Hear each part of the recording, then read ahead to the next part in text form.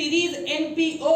चलिए शुरू करते हैं, बड़ा इंटरेस्टिंग होने वाला है आज का एपिसोड। आज पढ़ने वाले हैं फंड बेस्ड अकाउंटिंग। कौन सी? Fund based accounting. बहुत ही इंटरेस्टिंग है। मैं थोड़ा उछल कूद रहा हूं क्योंकि फंड बेस्ड अकाउंटिंग में आप भी नाच जाओगे, ऐसे ऐसे तरीके समझाएंगे। चलिए शुरू करते हैं episode number 4, fund based accounting. भैया पहले समझना, पहले तुम भावनाओं को समझो फिर शब्दों पे जाओ। पहले भावनाओं को समझो फिर तुम शब्दों पे जाना। अगर अपन बात करें भैया फंड बेस्ड अकाउंटिंग का मतलब क्या होता है, समझो। क्या होता है, एक एनपीओ बनाया हुआ है, नॉट फॉर प्रॉफिट ऑर्गेनाइजेशन चल रहा है, मान लो स्कूल चल रहा है, कॉलेज चल रहा है, कुछ भी चल रहा है, ठीक है। अब वो जो एनपीओ बना हुआ है, उस एनपीओ के अंदर बिल्डिंग बनाने के लिए किसी ने पैसे दे दिए, पवेलियन बनाने के लिए किसी ने पैसे दे दिए, फर्नीचर, मेरी तरफ से एक एग्जामिनेशन हॉल बना दिया जाए। ये क्या है? फंड।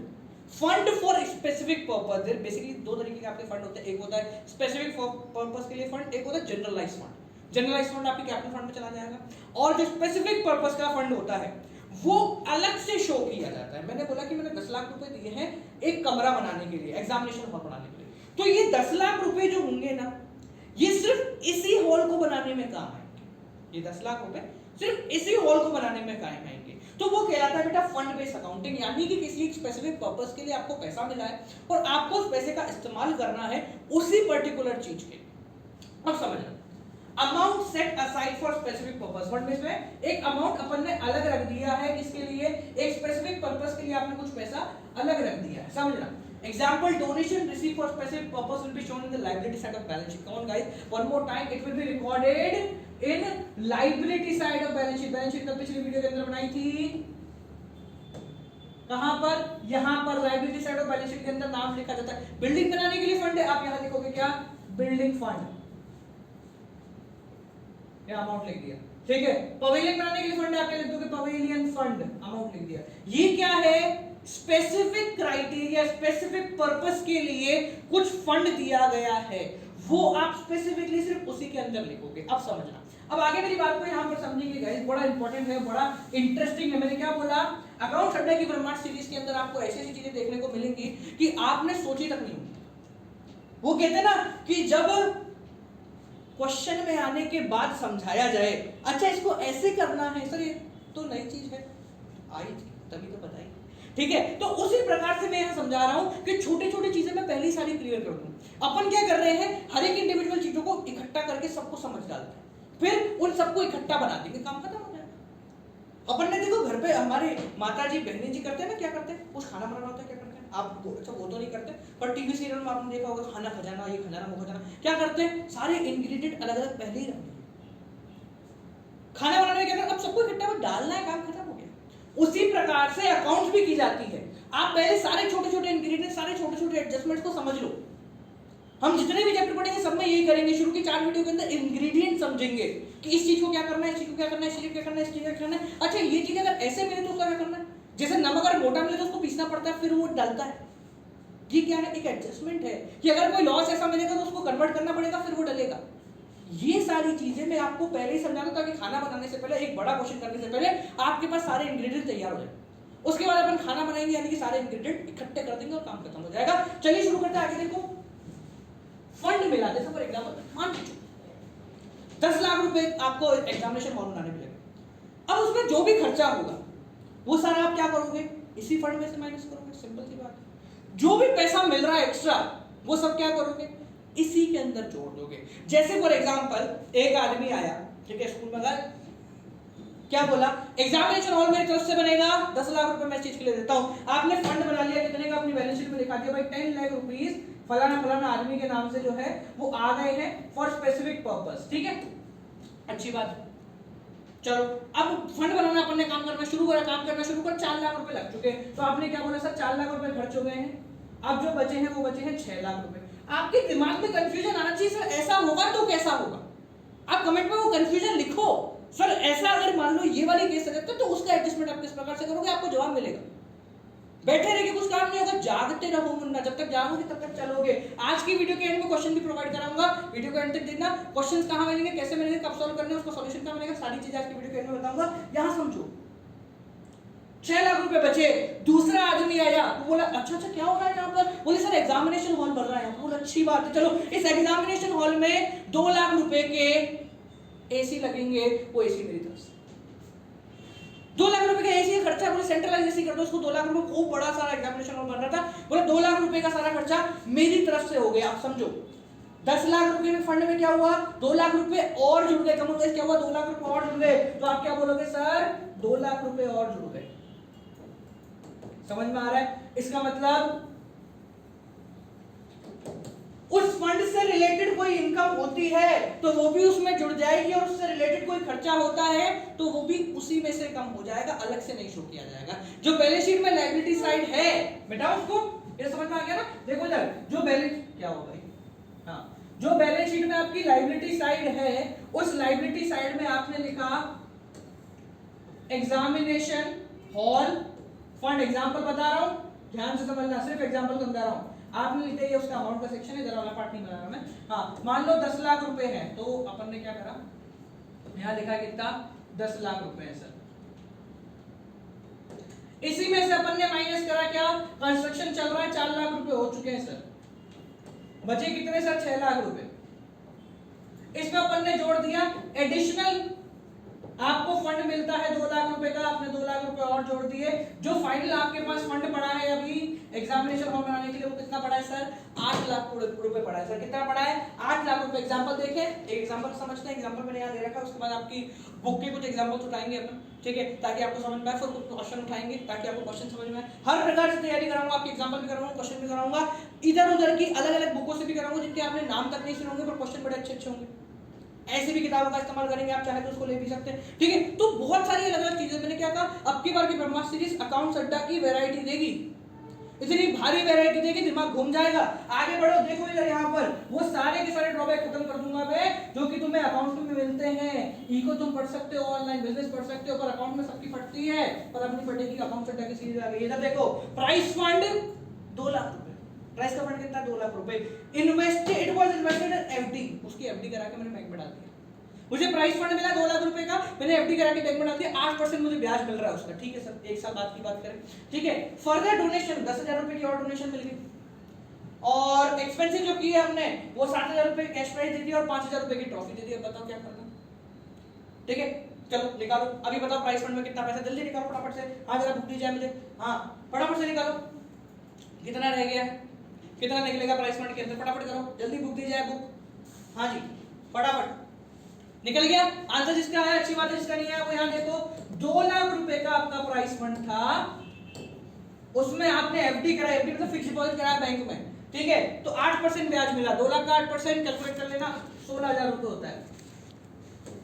अब तक प्राइस फंड में कितना पैसा पड़ा है सर, 2,16,000 रुपए। 10,000 रुपए का और पैसा मिल गया, मैंने 10,000 रुपए और जोड़ दिए इसके अंदर, क्या मिला 10,000 रुपए और मिल गए, ठीक है। अब ये टोटल कितना हो गया 2,26,000 रुपए। अब क्या माइनस कर दिया, एक्सपेंसेस है, दूसरे पेन से लिख रहा हूं, हाँ जी एक्सपेंसेस है कितना 7,000 रुपए कैश प्राइस और 5,000 रुपए की ट्रॉफी बांट दी, तो अपन ने यहां लिखा 7,000 रुपए का कैश प्राइस और 5,000 रुपए की ट्रॉफी, टोटल हो गए 12,000 रुपए। तो 1,14,000 रुपए दिख रहा है सभी को। 1,14,000 रुपए का आप कहां लिखोगे, liability side of balance sheet आप लिख दोगे किस नाम से, प्राइस फंड के नाम से। प्राइस फंड के नाम से 1,14,000 रुपए आपको यहां देखने को मिल जाएंगे। समझ में आ रहा है सभी को, बोलो हाँ या ना, come on everyone, come on faster guys. 1,14,000 रुपए आपको यहां देखने को मिल जाएंगे with the name of price fund, जो कि आप यहां पर लिखोगे। अब समझो एक और चीज, छोटी सी चीज और, छोटी सी चीज क्या है, छोटी सी चीज ये है कि सर आपने तो यहां पर दूसरे पेन से लिख दिया, हमें इसको किस प्रकार से डिनोट करें। भाई एक चीज को ध्यान रखियो, क्या बड़ा हो गया है तू, माइनस को ऐसे नहीं दिखाते, -700 ऐसे नहीं दिखाते, गलत है ये। अकाउंट्स के अंदर जब भी आपको माइनस दिखाना पड़ता है, you have to post on a bracket. आप ब्रैकेट में के अंदर लिख दो। ब्रैकेट के अंदर लिखने का सिंपल भाषा में मतलब ही ये होता है कि आपका काम हो गया। ब्रैकेट के अंदर लिखने का मतलब है कि वो नेगेटिव है, दैट्स इट, पॉजिटिव है ही नहीं। ब्रैकेट के अंदर मतलब नेगेटिव है, इस चीज को समझना। ये बहुत छोटी छोटी चीजें हैं जो कि आप भूल जाते हो, नहीं करते हो, ठीक है। लोग आज भी मैंने देखा है लेस करके -700 लिखते हैं। -700 नहीं लिखना है आपको। आपको क्या करना है बेटा, हम इसको देखो यहाँ पर, आपको -700 कहीं लिखना ही नहीं है। आपको अगर लिखना है तो कैसे लिखना है, आपको ऐसे लिखना है जैसे मान लो 10,000 में से 700 माइनस करना है। यहाँ आपने लिखा ऐड है, मान लो कोई ऊपर चीज है चल रही है, ठीक है, 10,000 लेस कुछ ऐसे लिखते हैं -700। अरे मुन्ना, जब तूने यहाँ पर लेस लिख दिया तो ये माइनस लगाने की जरूरत क्या है तेरे को, क्या जरूरत है माइनस लगाने की? क्यों? बेवकूफ वाले काम करने हैं हमें यहाँ पर। हमें कौन से काम करने हैं? हमें इस प्रकार से काम करना है। कैसे काम करना है? यहाँ लिखा लेस, यहाँ लिखा 700 और इसको ब्रैकेट में लिख दिया। ब्रैकेट का मतलब है ये ऑलरेडी माइनस होगा। ये आपका सेटिस्फेक्शन है कि ब्रैकेट के अंदर लिखा हुआ है। समझ में आ गया? हम जब आगे जाएंगे अकाउंट्स में काम करना है, हमें किताबों में काम नहीं करना है, हमें लैपटॉप में काम करना है। वहां कमांड डाली लेस की, वो ऑटोमेटिकली लेस कर देगा। समझ में आ रही चीजें? तो यहाँ ब्रैकेट से लिखने का मतलब है कि आपको डिफरेंशिएशन पता लगे किस प्रकार से काम चल रहा है। क्लियर हो गया? आगे बढ़े। अच्छा, कोई सवाल? किसी का भी कोई सवाल हो फटाफट से उसको नीचे कमेंट सेक्शन में डाल दो, मैं कुछ क्वेश्चन और कराता हूँ। ठीक है? अच्छा, एक सवाल मैं तुमसे पूछूं, जवाब देना मुझे। ठीक है? कौन सा सवाल पूछ रहा हूँ मैं? सर एक नया सवाल पूछ रहा हूँ। नया सवाल ये पूछ रहा हूँ कि मान लो आपको क्या कहते हैं, एग्जामिनेशन हॉल बनाने के लिए मिले 10 लाख रुपए। लिखते चलो उसको, कॉपी में लिखो। एग्जामिनेशन हॉल बनाने के लिए मिले 10 लाख रुपए। ठीक है? उसमें 2 लाख रुपए का तुमने क्या कर दिया, क्या मान लो मैच खिलाने के लिए मिले 10 लाख रुपए। ठीक है? एग्जामिनेशन हॉल तो थोड़ा ऐसे तो जाएगा, उसको इसके बाद समझेंगे। ठीक है? हाँ, मान लेते हैं फॉर एग्जांपल कि भैया तुम्हें मैच खिलाने के लिए, टूर्नामेंट कराने के लिए तुम्हें मिले 10 लाख रुपए। ठीक है?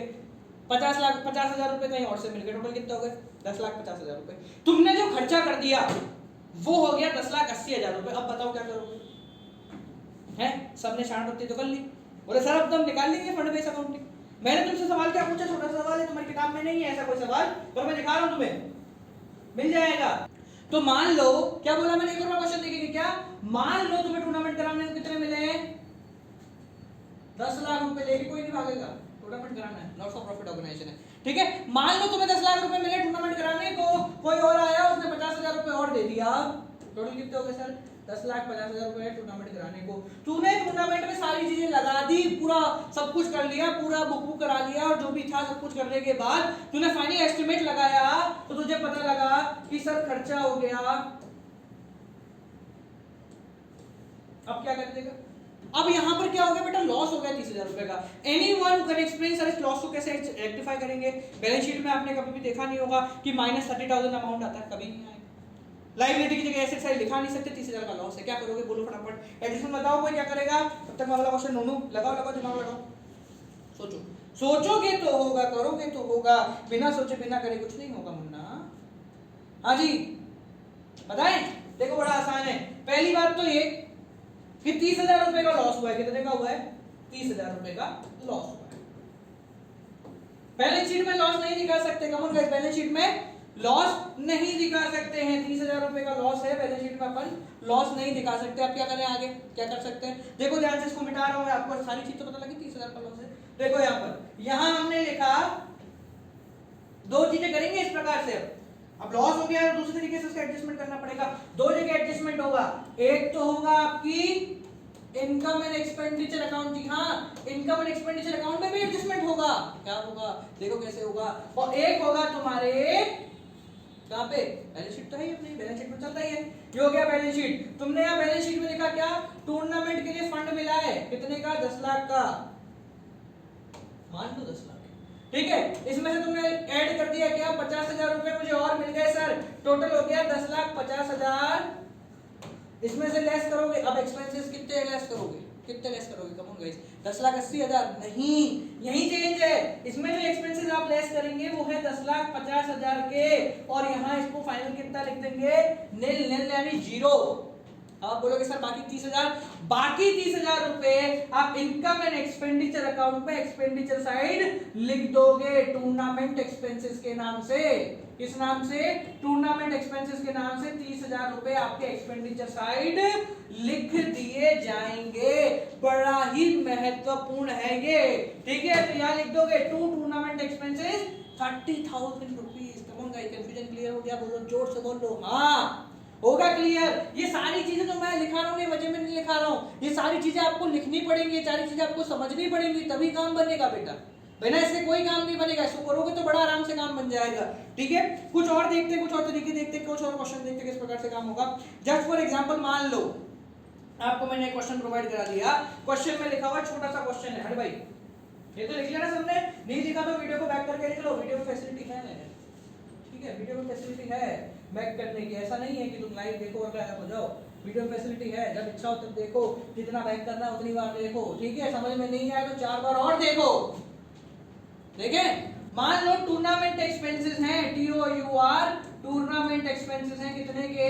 500 रुपए के। कितने के? 500 रुपए के। टूर्नामेंट इनकम है 800 रुपए की। कहां दिखाओगे? आप सभी से सवाल पूछता हूं, कहां दिखाओगे? जवाब देना सारे।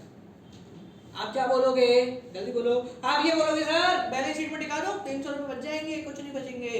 क्या एक चीज सुनो, स्पेशल क्राइटेरिया उन्हीं को मिलता है जिनके लिए अलग से, कौन गाइस, अलग से फंड हो।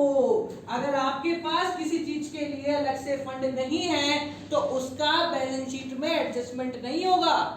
यानी कि यहां आपको इस क्वेश्चन के अंदर कहीं भी दिख रहा है क्या टूर्नामेंट फंड?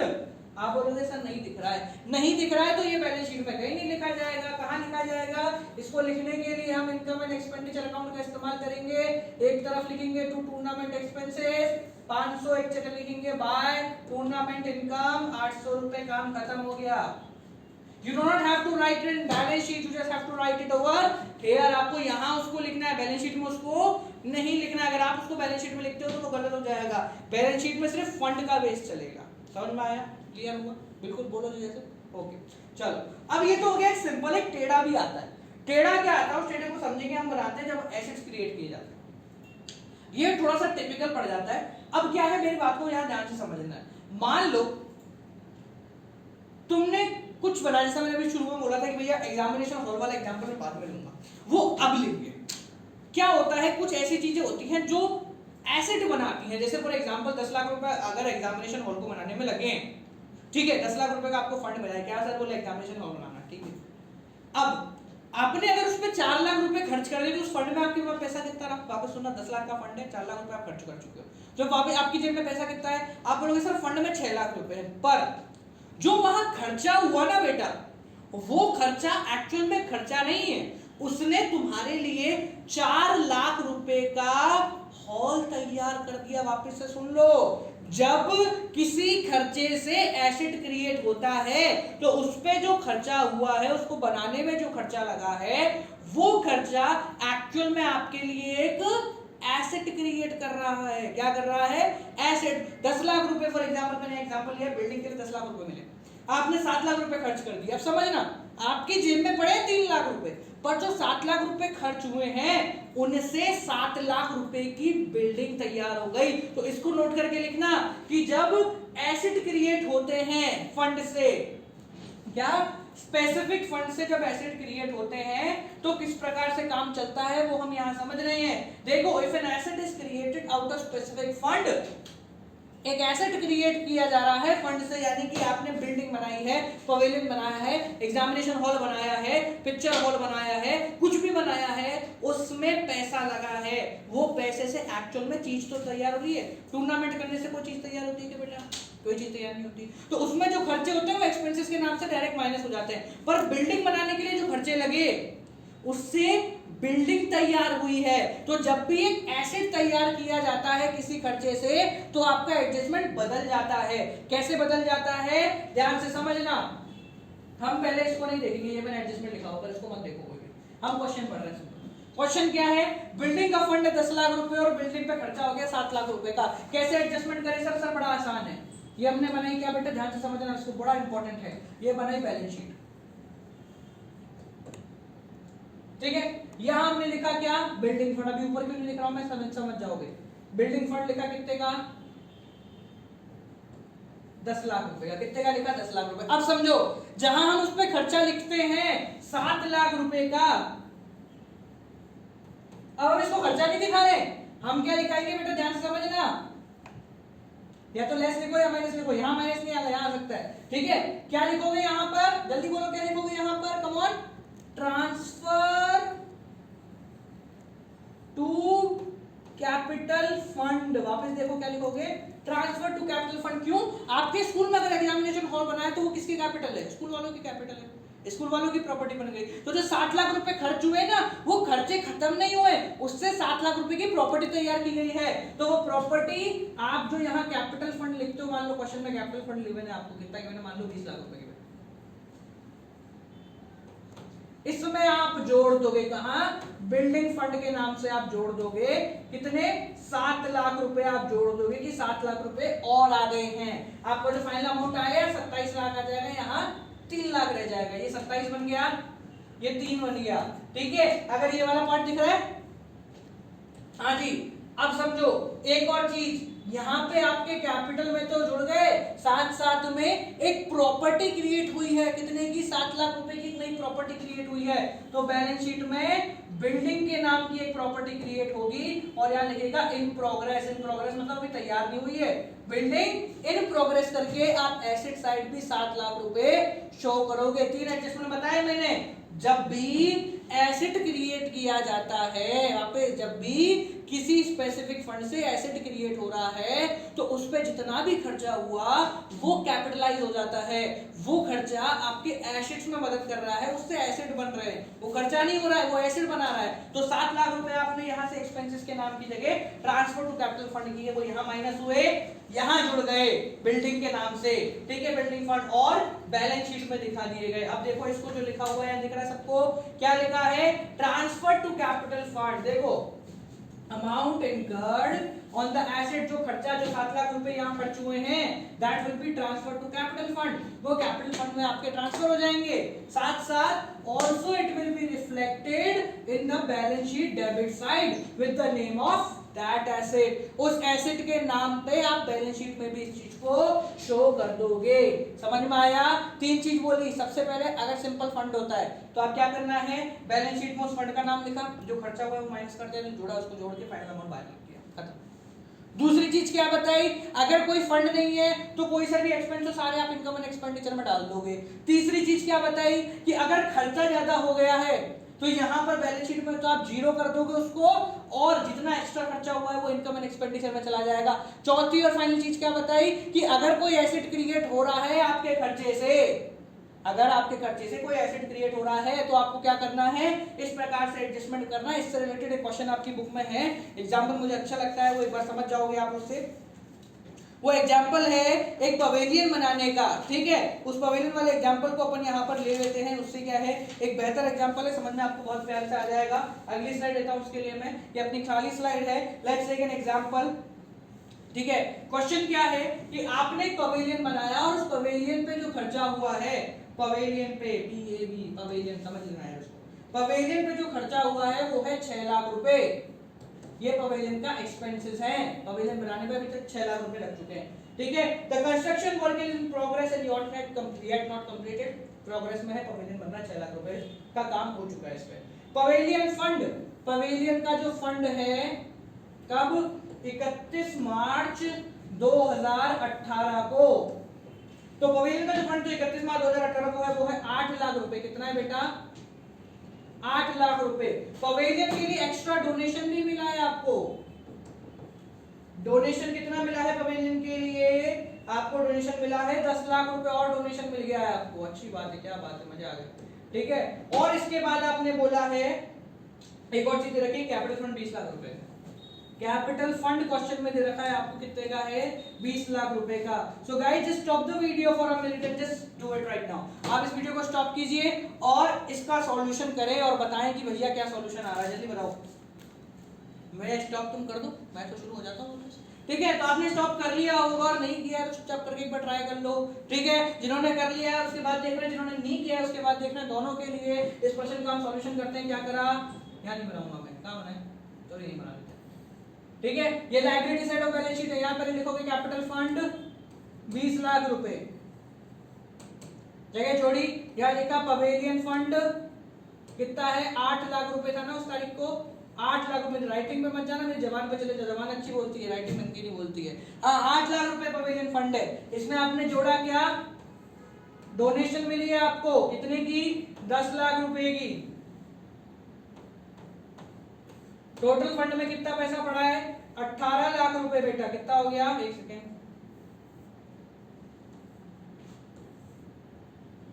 कितना हो गया, 18 लाख रुपए।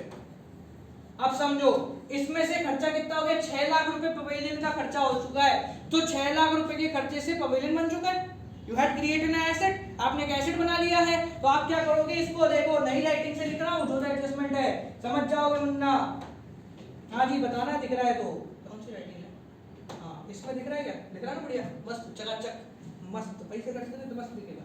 हाँ जी देखो इसमें यहाँ आप लिखोगे क्या, शॉर्ट में लिख रहा हूँ, transfer to capital fund. Capital fund में ट्रांसफर किया जा रहा है 6 लाख रुपए, क्योंकि एसेट क्रिएट हो गया है। यहाँ आपने 6 लाख रुपए लिख दिए, यहाँ पर इसमें जोड़ देंगे क्या, इस नाम से, पवेलियन फंड के नाम से या पवेलियन प्रोग्रेस के नाम से, कितना 6 लाख रुपए आपने जोड़ दिए। ये कितना हो गया, ये हो गया बेटा 26, ये कितना रह गया, रह गया 12, इधर का दिख रहा है, इधर का बढ़िया दिख रहा है, शिफ्ट कर देते भैया, क्वालिटी है, खर्चा है, चलो ठीक है। अरे यार ये पहले क्यों नहीं आया मेरे दिमाग में, ठीक है हो जाएगा। अब आगे देखिए इसको, तो यहाँ पर क्या लिखा जाएगा, जो यहाँ पर अमाउंट लिखा जाएगा आप लिखोगे पवेलियन इन प्रोग्रेस, कितना 6 लाख रुपए में, कितना भी कोने में ले जाऊं मेरे को लिखना है, तक ही होता है दिक्कत है मेरे साथ। क्या लिखोगे पवेलियन इन प्रोग्रेस कितना 6 लाख रुपए, समझ में आ गया वरना कौन का स्मार्ट फास्ट फास्ट फास्ट, शाबाश बहुत बढ़िया। ठीक है तो ये है कुछ आपके फंड बेस अकाउंटिंग, इस प्रकार से कीजिए, छोटे छोटे टुकड़े हैं, अलग अलग सब्जियों के इंग्रेडिएंट तैयार हो चुके हैं। अब पूरी की पूरी सब्जी बनाने के लिए आप और मैं मिलकर चलते हैं यार अगली वीडियो से एनक्यू के भरमार क्वेश्चन करने के लिए, आप और मैं दोनों मिलकर बैठेंगे एक साथ हर बुधवार और शनिवार शाम को 5 बजे। कहां पर? Only at accounts time, don't forget भाई, जैसा कि मैंने आप सभी को बताया था इस वीडियो के डिस्क्रिप्शन में आपको क्वेश्चन का भरमार मिलेगा, एक पूरी प्रैक्टिस शीट मिलेगी, प्रैक्टिस शीट आपको सॉल्व करनी है। अगर आप व्हाट्सएप ग्रुप में हमारे एनरोल हो तो आपको वहां पर भी मिलेगी, सॉल्यूशन हमारे व्हाट्सएप ग्रुप में डल जाएंगे इसके, बट आफ्टर सॉल्विंग, आप पहले उसको सॉल्व कीजिए, उसके बाद आपको सॉल्यूशन जो है प्रोवाइड कर दिए जाएंगे, ठीक है। So don't worry about it, किस तरह कोई टेंशन नहीं लेना, कोई परेशानी हो, कोई प्रॉब्लम हो जरूर बताएं, account centre will always be there to help you out. I think that's it for today's video guys, keep on watching, good night, bye bye, नमस्कार।